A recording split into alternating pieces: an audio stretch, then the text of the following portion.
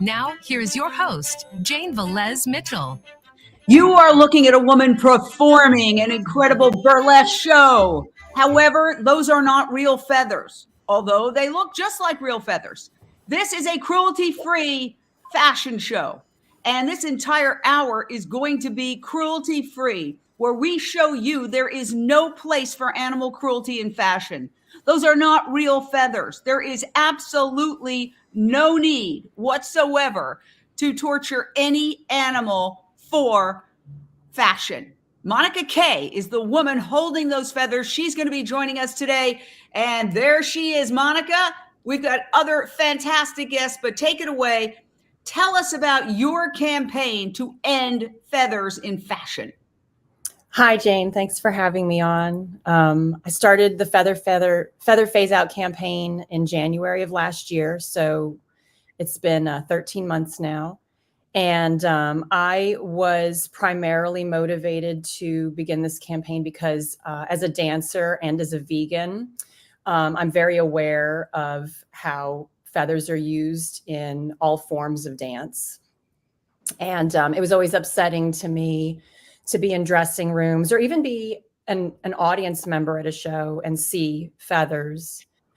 And I've met a lot of performers that are either vegan or, close to vegan, and they also would prefer to use a non-feather item, but we've just been kind of just doing what everyone before us does.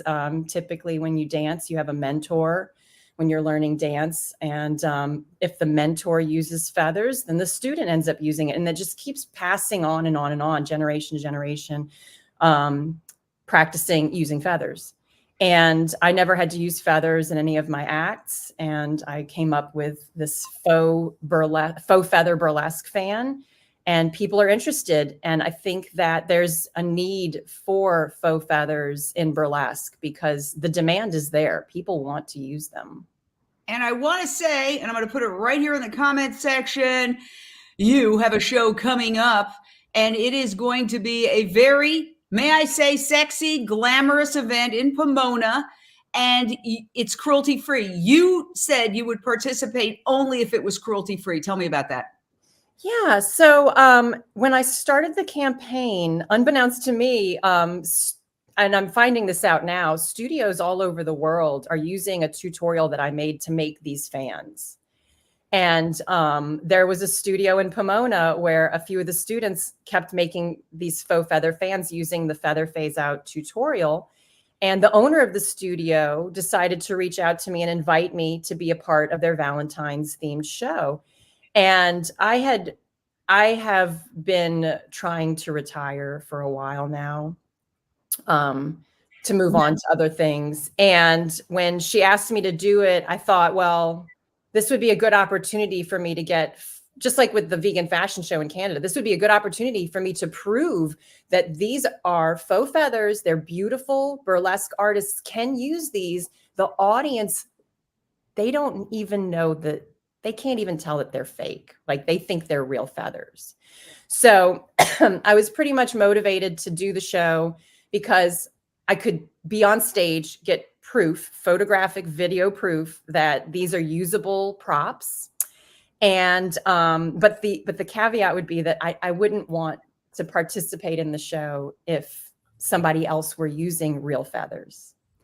Because that's just always been a real downer for me as a performer. And I think you made that clear. And this is great activism by saying, look, I'll participate if it's cruelty free. You made the entire performance cruelty free. Where to go? I want to very quickly play just a tiny snippet of your how to make faux feathers tutorial that's all over YouTube. Let's just take a quick look at it. And this video is going to show you how to make collapsible burlesque fans just like these out of faux pompous. So this stuff, not the real stuff. Got disassembled faux pompous. They come wrapped like this. So you just take that paper off, throw it in the trash, disassembled pompous. I also have some where I've trimmed the stems off. Wow. So that's what people are using all around the world, the tutorial you created, so that those who want to have that feathery look, I saw it at the Super Bowl. I mean, I pray that those weren't real feathers, but I just saw it this past weekend at the Super Bowl. You're nodding your head, Nina Jackal. You are a fierce campaigner against cruelty, the leader of, and indeed, Lady Freethinker in the house. And you have unmasked the most extraordinarily horrific cruelty involving fur. And we're only going to show a couple of photos because honestly, it is just too disturbing. But your investigation has shown that fur, unfortunately, is still continuing and still causing torture to animals. It is. In fact, we found thousands of foxes and raccoon dogs just languishing in tiny, filthy cages on 2 Chinese fur farms. This was an investigation in cooperation with Paws of China, a local organization. And, as you can see there, this is actually in transport. So after they're removed from their breeding housing cages using metal tongs or poles, they're crammed into these tiny, tiny cages and shipped off to slaughter. Some of them were actually slaughtered on site, and very often they were seen moving, thrashing around, blinking, still visibly conscious even as they were being skinned. So animals are very much being skinned alive in this industry. And I know it's horrifying to talk about it, but unfortunately, fur is still, to some people, fashionable. And to think that these animals undergo such suffering, so much pain and agony, just so somebody can wear a coat or a trinket, it is hard to wrap your head around. And I do hope that with these findings, we can expose the reality of this industry to more people and help them make more compassionate decisions, because nobody needs to wear fur. Those faux feathers were absolutely gorgeous. I love them. Similarly, we have all kinds of faux fur. You can wear any type of color and texture imaginable and not have to kill an animal to do it. It's beyond comprehension evil. And I am proud to say that I am, and so are you, Nina, in California, which just became the first state in the nation in January of 2023 to officially ban the sale and manufacture of any new animal fur products. Of course, it's a question of enforcement. Already some activists have gone and tried to determine whether it's being enforced. And there are stores that one activist found pretty easily that still were selling new fur. And when she confronted them about the law, they said, so it seems, but they acted like they didn't know. So we have to make sure our government enforces the law in California. And this incredible activist said everybody needs to become the fur police and go into stores in California and ask them, even with a hidden camera, are you selling fur? And if they start showing new fur, that is in violation of the law. They need to be prosecuted. And that is something that I certainly hope happens, because a law is only good as its enforcement. Now, we've got the fashion show, the vegan fashion show founder here from Canada.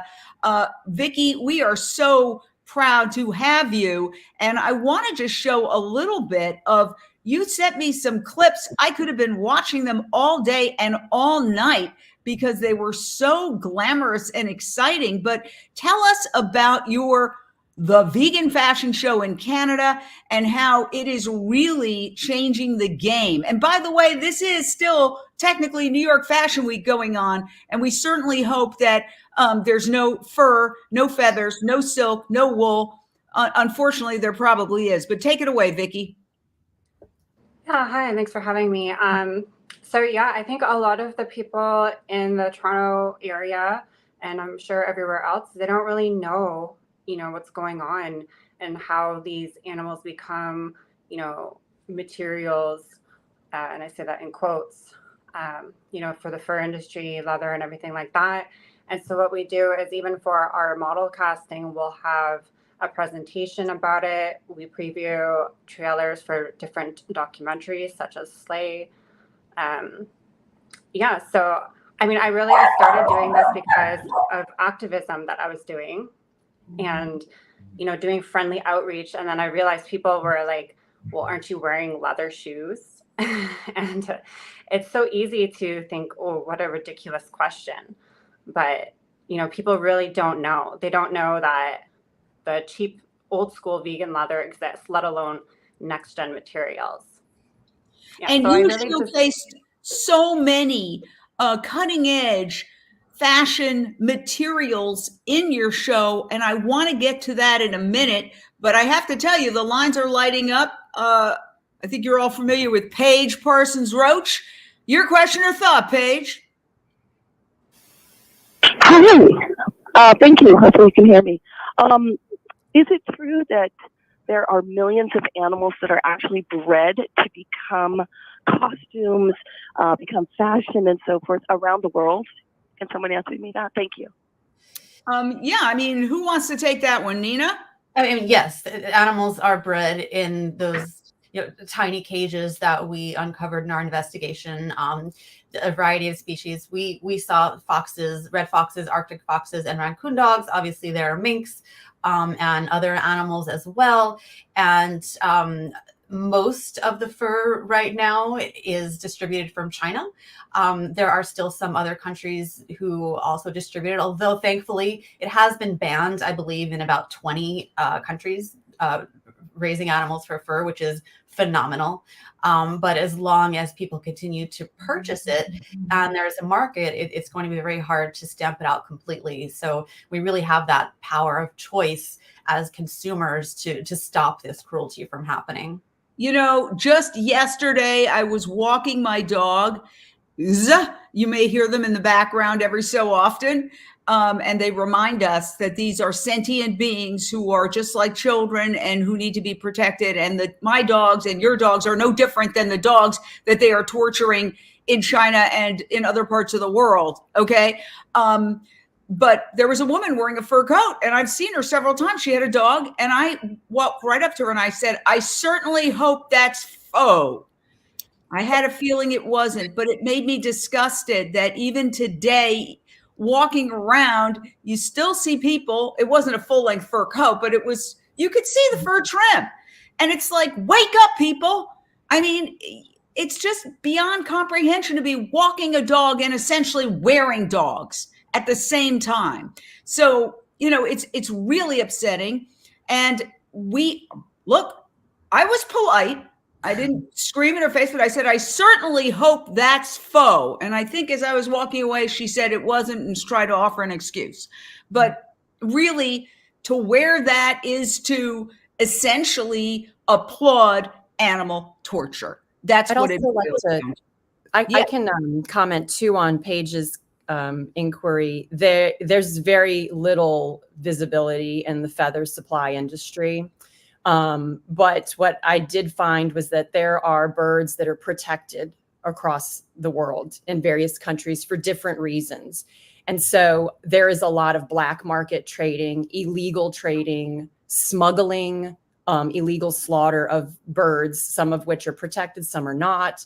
And so wearing feathers and treating it as if it is a fashionable, desirable product encourages that kind of black market trading. Thank you so much for that. We're going to go out to the phone lines. We've got another caller, Nilofar in Dallas, Texas. Your question or thought for our panel fighting cruelty in fashion. Hi, I am an animal activist in Dallas-Fort Worth. It's a privilege, courtesy of UnchainedTV. Ending cruelty in fashion should be a winnable campaign, and we've come a long way. Yet, circa about a decade ago, it seemed that satin fur was in sight. But fur came back, mostly in trims and liners. What remains as the fundamental challenge today to eliminate cruelty as vegan fashion becomes more trendy? Well, I'm going to hit that with Nina, and then we'll go back to Vikki. Yeah, no, that's a great question because we really have come such a long way. And for a while, it seemed like fur was just going to disappear very quickly. Unfortunately, it's rarely quite that simple. And there's a pendulum. It tends to swing. Right now, we are seeing that, that mob wife fur trend happening, unfortunately, which has made things more difficult. That said, I do believe that the momentum is still there. And as long as we keep talking about it, as long as we keep showing people the reality behind it and offering those amazing vegan fashions that you mentioned, I do believe that not only is it winnable, but we will win this soon. Patience is a must in activism, even when it's an issue that just seems so obvious. Fur is not relevant. It does not need to exist. And I think we're in those last stages, and that we will see, a final nail in the coffin fairly soon. Yeah, and I mean, to me, it's a contrarian indicator. If you feel the need to wear fur, to me, it says you have low self-esteem. Because if maybe in the 19th century, it was something that the upper classes wore to distinguish themselves from the peasants or whatever, but we're not in that stage anymore. The most famous and the richest people in the world walk around in T-shirts. They hold investor meetings in T-shirts. So a fur is really a contrarian indicator. And I do want to get to some more video on the vegan fashion show out of Canada, but we've got more callers. Annie in Sherman Oaks, your question or thought for our fabulous panel. Oh, hi. Thank you, Jane. Thank you, fabulous panel. Incredible work you do. Yes, it's so disgusting that people do not realize the cruelty behind the scenes. Aside from doing this fashion show, Monica and Lady Freethinker, all of you are amazing.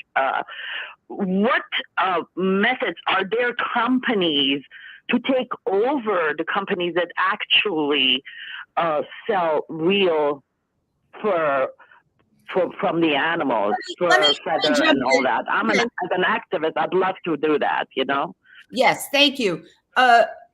Part of it is convincing companies that sell fur to not sell fur. And generally that takes some pretty intense protest. And I've seen it. I've worked in these campaigns. You ask nicely, you send letters, you send videotape, you do petitions, nothing.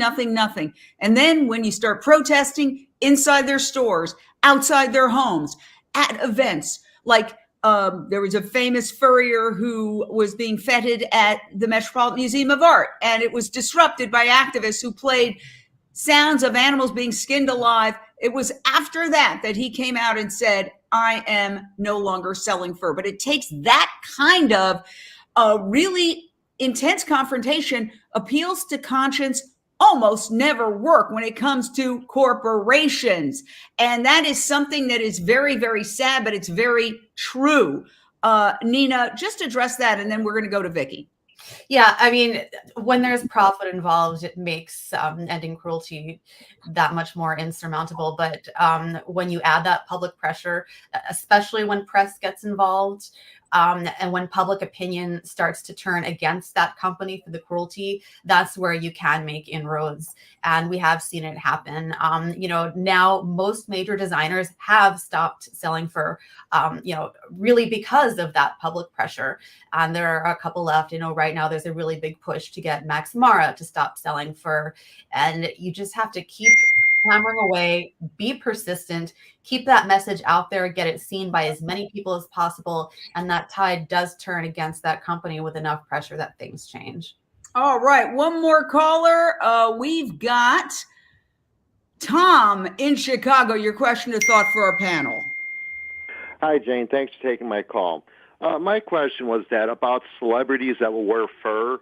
The other day, Reba McEntire is wearing a fur coat. Okay, a couple of years ago, we saw a big boy at the Super Bowl wearing a fur coat. Lady Gaga's wearing fur. Why don't we reach out to the celebrities and say, please not endorse these products because they influence thousands, if not millions of people? Someone needs to reach out to them and say, do not wear fur. Advocate. Do not cause the suffering and torturing of animals to wear fake fur, things like this, if they can influence these people. It's really frustrating to see them do these things. It's so unconscionable they would wear fur products and influence their audience, if you will.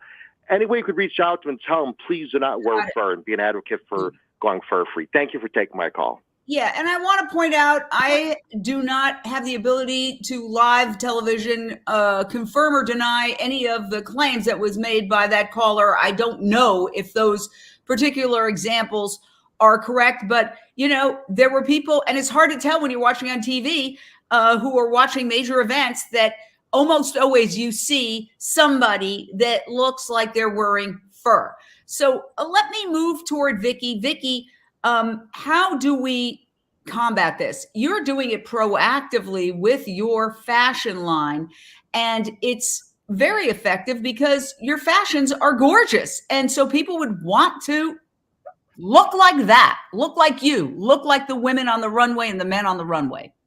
Yeah, I think people are very impressionable. Things that we're seeing on social media, I think people see it glamorized, and we need to, let them know it's coming from violence. It's not glamour. We need to stop romanticizing for example.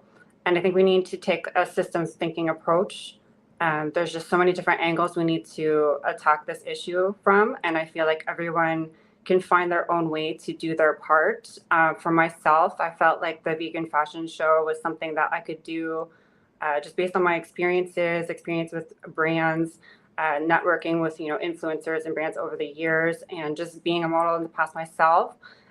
For me, this was the way that I felt I could best do something about it. There's so many things I want to do, of course, but I do like fashion, and I know a lot of my friends and acquaintances, they like fashion, and I want them to know where it comes from. I think everyone deserves to know how their fashion is made and what it's really made out of. Yeah, and I want to jump to the actual fashion show as it happened, so you can take a 30-second sense of being there in Canada at the vegan fashion show. Let's listen to this, and then we'll talk on the other side. Is a fashion label based in Beijing, China.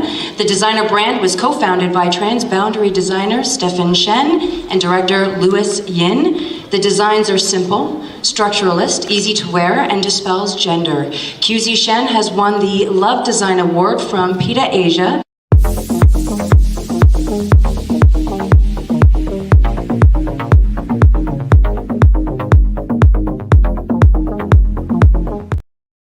Now, it seems like that is the cutting edge in fashion. It was gender fluid. It was based out of China. It got a PETA award.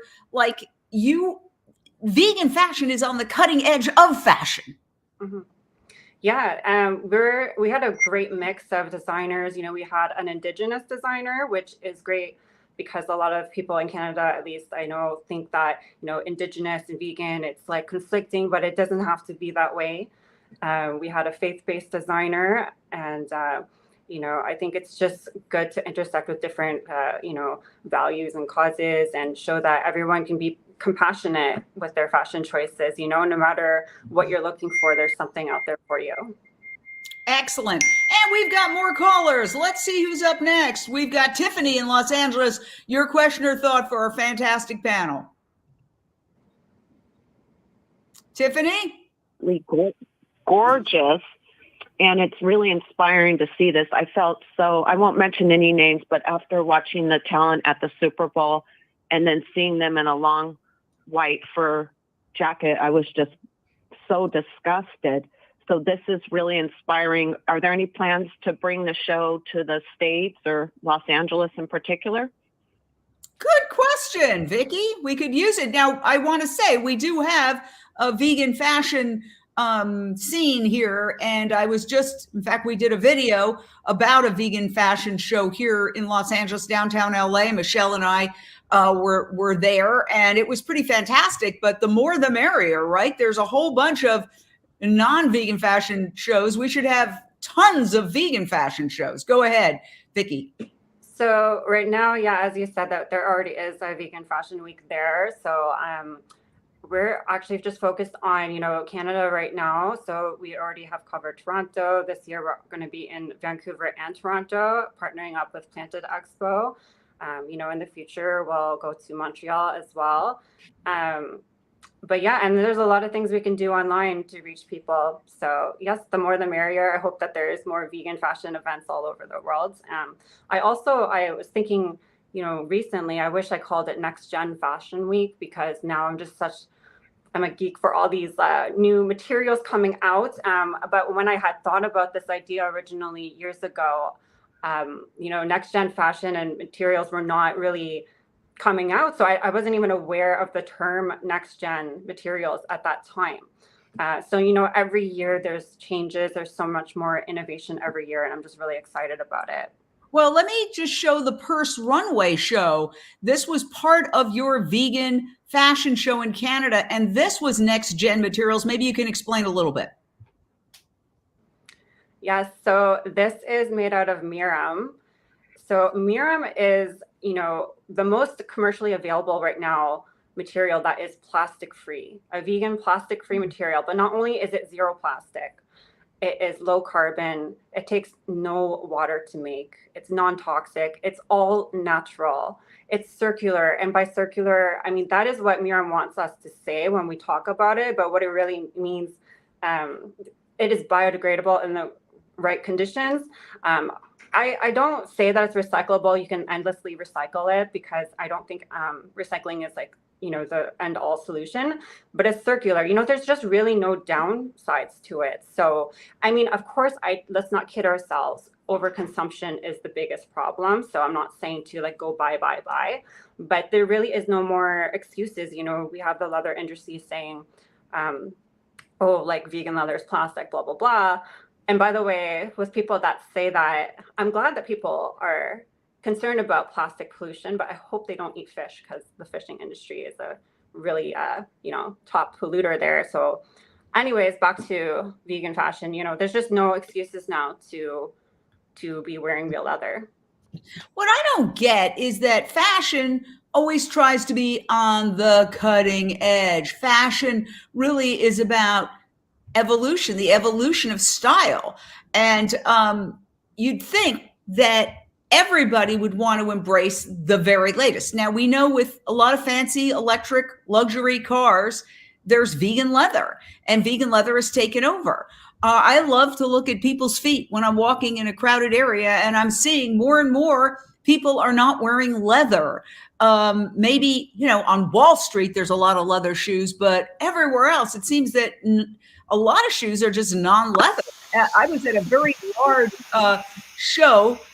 showroom the other day where there were shoes everywhere, and there was a tag, I'll leave the brand name out of it, said vegan leather. And I turned to the woman, I said, this is vegan leather. What about this? And she said to me, all of our shoes are vegan. Like I was an idiot. I was like, yay, yay. So, I mean, let's do a round robin on this. Like, why, Monica, you're in fashion, you're in burlesque, you're in, basically it's about wanting to be attractive, wanting to be sexy, wanting to be cool, wanting to be the latest and the greatest. Why would people want to be in this old-fashioned materials? Yeah, I mean, I think that people just kind of do what the people around them do. And when it comes to fashion, I think that people are influenced. I think someone had mentioned that earlier. I think also there's two groups, there's two mentalities. One group just doesn't care about animals. One group just doesn't care. The other group cares, they just don't know the truth, right? And then real quick about the community that I'm focused on, the burlesque community, they happen to be very confident. They have lots of self-esteem. It takes a lot of self-esteem and confidence to perform on stage. So this is the group of people that I think would easily transition over to faux feathers, because they are not trying to, burlesque is all about challenging status quo. It's all about creativity and uniqueness and embracing things that are different. So, this notion of like, okay, well, people wear fur because they want to seem elite or upper class or whatever. That doesn't necessarily have to be the case in burlesque, because these dancers actually do care about animals. It's just they are not being told the complete truth. And what is the truth? We don't know, because there's not a lot of undercover investigations regarding feathers. There's the down feathers. Down feathers not too much used in burlesque. And then there was the expose on ostriches, but that's it. Like, there's no other undercover stuff regarding feathers. I think what you're saying is people think, oh, they just fall off the animal and there's no cruelty. And that's not true, correct? No, that's not true. There's no way that, well, first of all, ostriches don't molt. So ostrich feathers are probably one of the most popular feather used in burlesque. And ostriches do not molt. If you ask a company that profits off of ostrich feathers, they're going to say, oh yeah, there's a molting season. But they're probably referring to when they're plucking the feathers off, and they're just calling that a molting season. And companies that do not profit off of feathers, bird experts, things like that, they'll say that ostriches do not have a molting season. Yeah. And then the demand for feathers. There's just thousands and millions of feathers. For example, the big bird. Yeah, I have to keep brand names out of this. Oh, but sorry. let me go to Michelle Celestino, our social media director and a fashionista who does OMG LA, which is one of our series looking at fashion in Los Angeles. What are your thoughts? Well, first of all, I want to say all of you are so amazing, and I'm so glad we're doing this segment. I love fashion. I have always loved fashion. And I think one of the biggest things for me to go from plant-based to vegan was changing out the fashion. And I have a lot of friends that are conscious, but they don't know what to do. So I think what it is, and I'd love to get everyone's opinion, maybe it's changing the perception of luxury, because that's why a lot of my friends who buy all the brands and all the clothing, it's the idea and perception of what that means and the luxury of it. And your feathers are amazing. I think they're even prettier in that, like, you can dye them and do different things to them. What do y'all think? I think we should have, a variety of different price points for, I'll talk about vegan handbags because this is just, in my life so much.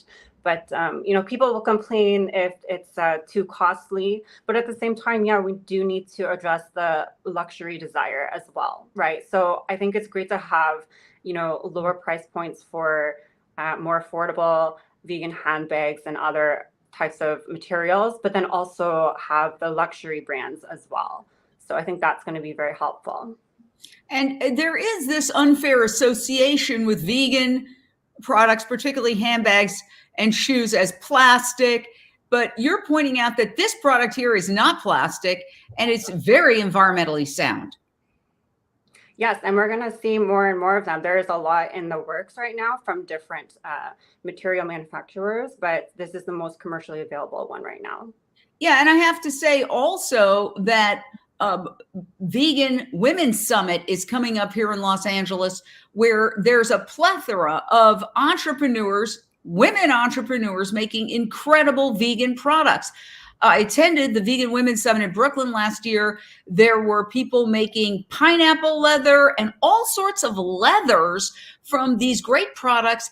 And honestly, I have a cork leather backpack that was made by a vegan fashion designer. I thought, how long is this going to last? It has lasted beyond all of my other products. It is so durable. So Nina, what do we do to counteract this notion that somehow, and this is put out by industry, that if it's not leather, that leather is natural, which it's not. That leather doesn't require a lot of chemicals. It does. That vegan products are somehow plastic. They're not. Of course, you can have plastic. There's plastic with leather. There's plastic without leather. But how do we counteract this misinformation? Right. I just want to say that I also have a cork leather bag that I absolutely love. I don't know if it's the same brand, but it's super high quality, soft, pliable. So, I mean, there is definitely a perception that if it's not real leather, then it's some sort of synthetic plastic, terrible for the planet. And we do have to overcome that. And I think the more products that come out that are made from natural materials will help perpetuate that. Not all vegan leather is, just a cheap plastic pair of shoes from Amazon. There's really, a high-end, well-designed fashion out there as well. I will say that I doubt that most people buy leather because of environmental concerns. Some people, yes, that might be their impetus. For others, I just think they're not really thinking about it because leather is just so pervasive. It's considered normal, among many fashion brands. When you do look at their, higher end shoes, they are made from animal skins. That's just the way it is. And we need, more education, more variety. There's still this perception that leather is just this sort of byproduct and animals aren't really harmed for it. And, it's okay to buy. I think there's a lot of consumer education involved. And there's also, a lot of, pressuring and encouraging brands to come up with more products, because as much as we have out there, the majority of what we see is still made from animals. Yeah, but I try to be hopeful. And of course, our world population is increasing. So even when we have positive trends, we're always fighting the numbers, because even if more and more people are wearing non-leather shoes and going with vegan leather in their cars, because there's so many people, it seems like we're always fighting just the sheer numbers of humanity making bad decisions. But I'd like to think that, getting to Michelle's point, that there's now an association of vegan leather with luxury. Teslas are obviously luxury cars. They're vegan leather. And some of the other electric cars are mimicking that with the vegan leather. I remember when I first asked for a non-leather seats in a car that I was buying, I was basically like accused of being cheap. And I was like, no, I do this for philosophical reasons. And that did not. Now I think people really understand that there's a good reason to switch to vegan leather, a lot of people anyway, and that it is associated with luxury. I mean, I think we have to, whoever frames the debate wins the debate. Maybe a round robin on this. How do we better associate vegan products, and I'll start with Vikki, with luxury, and point out that those other products are not just passé, okay, but they're really vulgar, and they're something that you shouldn't want to be associated with it. That's why I was shocked to see the lady just yesterday with the fur. I was like, gross. I hope I don't run into her today if she's watching this. Go ahead. So yeah, that's one reason I felt that the vegan fashion show is important, to provide a platform for, the brands that are passionate about the same things that we are as well. And also just for the community to, celebrate compassionate choices, because, when we don't have, we'll talk about the models a lot, because, I've been so close with them, and I know where they're coming from. And when there's nowhere to be a model and celebrate, compassionate choices, it's just kind of left out of the conversation. And so I want to make it, I didn't want to do a bad job. I didn't want this to be like some little put together last minute kind of fashion show, because I wanted to show that this can be luxurious and desirable as well. So yeah, I think really just displaying how good it can look is very important. And this can be on social media. This can be at fashion shows. When we're having conversations with people, the image of vegan fashion definitely needs some help. And I want to say that the pandemic, I think, put the nail in the coffin of fur, because as we know, if you've been watching the news, that during the pandemic, mink in Europe became contaminated. They got the virus, and they put hundreds of millions of them.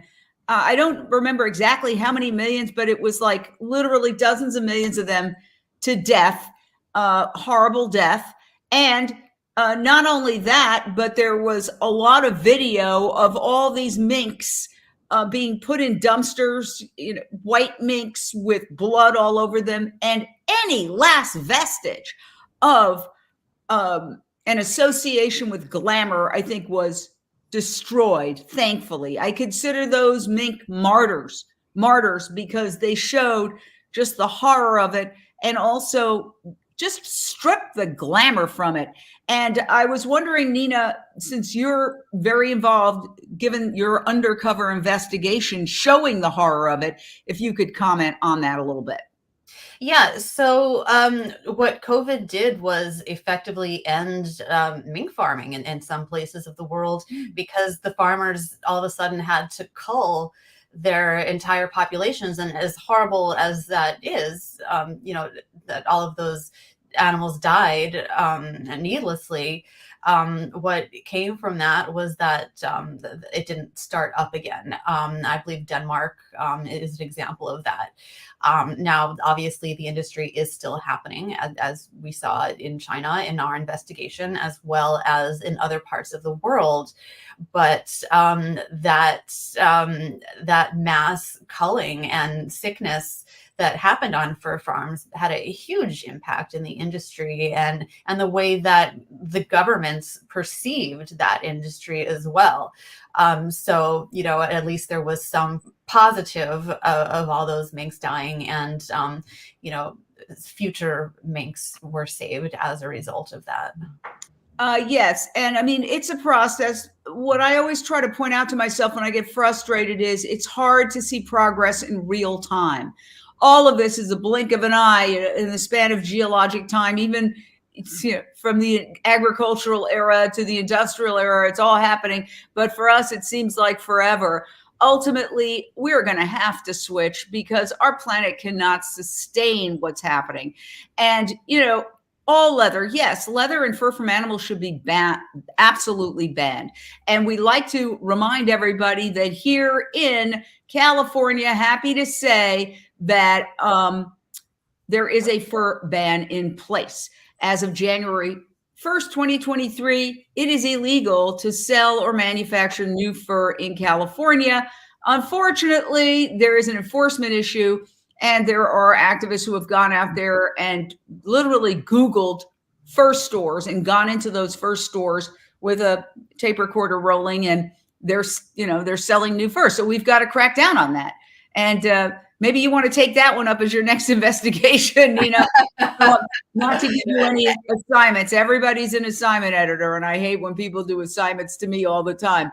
But the point is that it's a giant leap in the right direction, but it's got to be enforced. It absolutely does have to be enforced. And, step one, pass the legislation. Step two, make sure that people follow it. And that's why enforcement is so crucial. And I am happy that there are activists who have seemed to identify certain retailers who are still selling real fur. Hey, maybe a Lady Freethinker investigation is coming up. I don't know. But it's something that must be monitored. And in the meantime, we'll continue to push for other bans. There are other areas that hopefully will ban fur soon as well. Progress has been slow, but we've seen that it's possible. And I do believe that it is in the future eventually. And I want to point out something that one of our commenters is saying, which is a very apropos point. When we're talking about Canada, a bill has been introduced to the House of Commons to prohibit fur farming in Canada. In fact, Unchained TV has an entire documentary about this called Ending Real Fur, which I urge you to watch. Just go to watch.unchainedtv.com and you can see this documentary, which premiered on Unchained TV and has gotten about 100,000 views so far. So it's doing very well. But what is the situation, Vikki, in Canada? Because Canada, because it's cold, a lot of people use that as an excuse. Of course, it's no excuse. People aren't wearing fur coats to the top of Mount Everest or wherever they're climbing in cold weather. Synthetics are obviously far more sophisticated. But where does it stand in Canada? So we've had some, I would say, success in British Columbia, which is on the far east side of Canada, west side. And so I think what we can do as activists or just concerned citizens, and consumers is just follow the nonprofits that are really working on this, and ending real fur is one, animal justice is one, and just we have to think about the political aspect of it and the laws, and just really support the nonprofits that are trying to make change. I would like to see more bans all across Canada, because it's a public health risk. There's so many reasons not to be wearing fur. Oh, absolutely. And the pandemic risk is still there. I just don't understand how, despite the pandemic causing millions, many, many millions of minks to be killed, they would have been killed anyway, but just killed en masse, whatever you want to call it, a genocide of these animals. It's still something that is a hard sell for some politicians. It seems like, what do you ever wonder, Nina, what's it going to take? We also, just looking at the pandemic, I mean, just speaking of the pandemic, it was a zoonotic illness, most likely started in the Wuhan wet market, where they were killing many different species and commingling blood and stacking animals together. Or even if you think of the outlier theory of the Wuhan lab, they were torturing animals there. It stemmed from animals, and nonetheless, it doesn't seem like, despite all that, our culture has really woken up to the self-destructive nature of animal exploitation. Not quite. Thankfully, things have improved dramatically, but we do have a long way to go. I know before we mentioned the profit factor, and the truth is that there are lobbyists in the fur industry who do not want this trade to end, because their livelihoods go away with it. And that makes the battle in politics especially that much more difficult. And we need politicians who care less about lobbyists and more about morality, truth be told, to get that legislation passed. And in the meantime, we need to work on our end to get that public pressure out and encourage other consumers just to turn away from it. And many already have. It's going to happen. I know that it's going to happen, and it just takes all of our voices to make it. I will say, I think it requires, and I'm not proud to say this, I wish I didn't have to say this, but I think it requires public shaming of corporations that allow any of these big events, whether it's the Super Bowl or the whatever. There's obviously producers, there's gatekeepers. And if somebody is hell-bent on wearing fur, there's got to be consequences for that in terms of public shaming. We did that at one point. A little group of ours went down. I think it was one of the big shows. It was a couple of years ago, so I don't want to say which one, but there was somebody who was wearing fur. It was advertised beforehand that this was the outfit, and we went down and protested right outside. And it did have an impact for the people coming in, and most of the people coming in said, "That's horrible, that's horrible, that's horrible." But there's got to be a concerted effort where when somebody goes out of their way to wear real fur, okay, at a very large event that is going to have an impact on people all around the world, that there are consequences for that. That there is some kind of a public accountability. What do people think about that, Monica? Yeah, I think that's wonderful. That's great. Feather Phase Out actually has plans on possibly doing some demonstrations next year. The goal was to phase out feathers by 2025, so next year, doing some protests.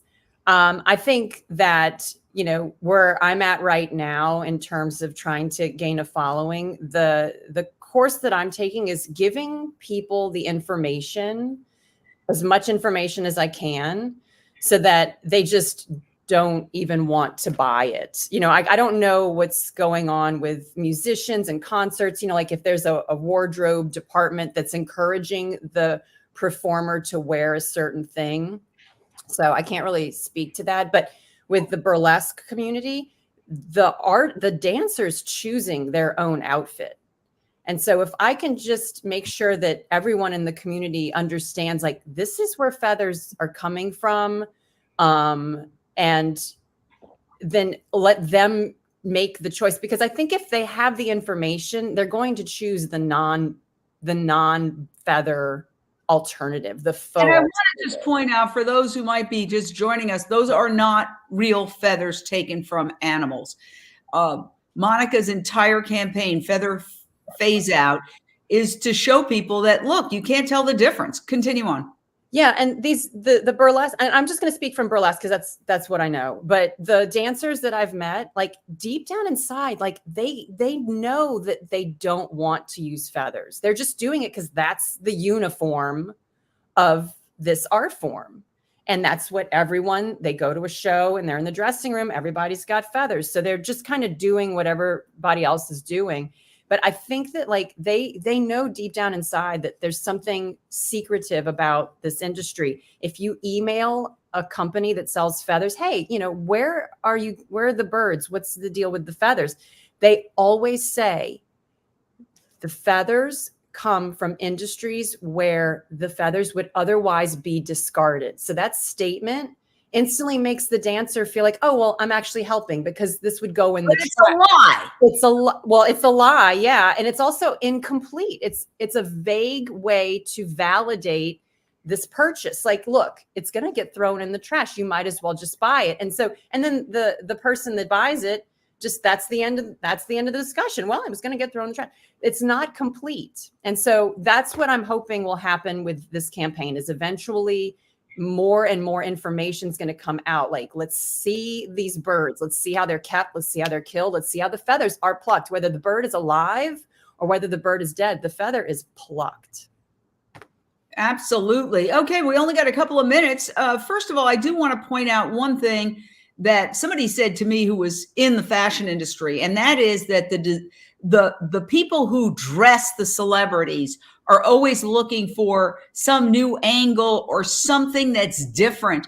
And so it's sort of a lack of imagination that they're often the ones pushing fur on, or feathers or other animal products onto the celebrities, because they've got to make them look different. I mean, when you see these red carpets, it's all a big competition. Who's going to be in the paper the next day? Who's going to be on the viral? Who's going to go viral? So how do we reach those designers, Vikki, and those people who dress the celebrities? Well, as a publicist myself, I would say we need to, connect with their publicists and show them the really neat options that are out there. There is actually plastic-free faux fur as well. And some of it looks really, outrageous. It's really fun. It can be, sparkly and colorful, and you can make really cool costumes with all of these materials. And so that's like same with like what Monica is doing. We have to just show that it's possible. And then, you know what? It gives a good story angle to say, like, not only is this a really unique outfit and all extra and everything, but it's also environmentally friendly. Well, it has environmental benefits, I'll say, and we can talk about that. That's like a news story. There's some good things to talk about. So I think publicists and whoever else is, like stylists, for example, that are in charge of helping the celebrities get dressed, I think they should be thinking about this too. Like, let's get you in the news for good reasons. All right. Final thoughts. Nina Jackal, where do we go from here? I think there's a lot of hope in this area. This is, as someone said, a winnable campaign. I think we're on the right track. Everyone on this panel is doing amazing work. It's been a pleasure to be here with you all, and just keep getting the word out, keep the pressure on, and keep shopping for those wonderful vegan alternatives. Absolutely. Monica, you've got the final word, my dear. Artists, creators, people that sew, if you make things, if you're an inventor, this is just me getting the ball rolling on faux feather fans. Make a faux feather, improve on this design, because I can't do it alone. If we all work together, we can come up with something that's really beautiful, that's plastic free, that's bird free, compassionate, and beautiful. Absolutely. And as we wrap up, I always urge everyone, please download the Unchained TV streaming app. It's so easy to download. You can download it for free on your phone. Just go to your app store or on any Samsung TV or on any TV using Amazon Fire Stick, a Roku device, or an Apple TV device, or you can just go to UnchainedTV.com and watch it online. Thank you. Fantastic panel. You're all my heroes. We will see you next time here on Voice America Radio. Bye.